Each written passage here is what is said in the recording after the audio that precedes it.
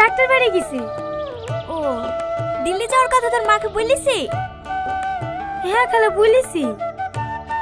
আচ্ছা খালা, ওই পাড়া টুম্পা কাছে গেছিল না, ওর কি হয়েছিল গো? ওর কথা বলিস নি। আচ্ছা বেজাত মেয়ে, ওর কথা মানুষে কয়? কত সুন্দর একটা ফ্যাক্টরিতে কাজ দেখি তুনু, মাসে 20-25 হাজার টাকা করে ইনকাম হচ্ছিল। কম টাকার একটা ছেলের সাথে প্রেম করে পালিয়ে গেল। মাঝখান থেকে এখন আমাকেই দোষী করে। আমি যেন ওর মেয়েকে লেগে হারিয়ে থইছি। কেন, তোকে কেউ কিছু বলছো না নাকি? না না, ওই মা একটু ভয় করছে। ভালো আছো বোন? হ্যাঁ হ্যাঁ ভালো আছি। যা বুড়ি, তুই ঘরে গিয়ে একটু শোগা। সারা রাস্তা বমি করতে করতে গিয়েছে। ডাক্তারে কি বললো মা? কি বলবে? যে ডাক্তারের কাছে নিয়ে যাচ্ছে সেই ডাক্তারই বলছে 3 মাসের মধ্যে অপারেশন করতে হবে।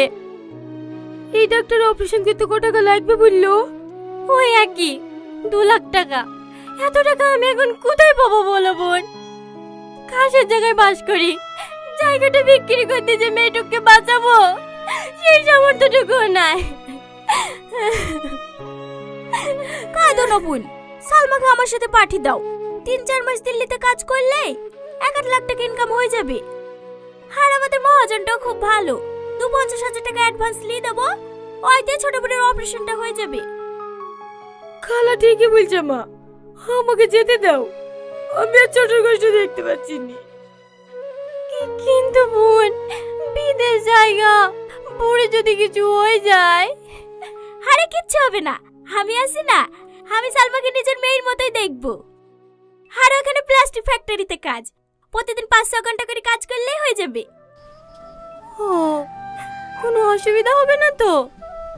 না না, কোনো অসুবিধা হবে না। কবে যাবা? পরশুদিন।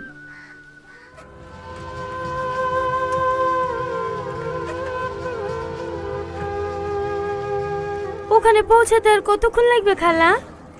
এই তো কলকাতায় আসনু, হাওড়া থেকে রাতে ট্রেন ধরবো, হ্যাঁ কাল সন্ধ্যার মধ্যে পৌঁছে যাব। বাড়ির লেগে মন খারাপ করছে নাকি? না না, মন খারাপ করিসনি, এখানে তো মাটির বাড়িতে থাকিস, ওখানে বড় বড় বিল্ডিং, থাকা খাওয়ার কোনো অসুবিধা হবে না।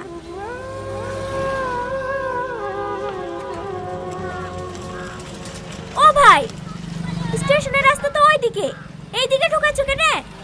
মেন রাস্তা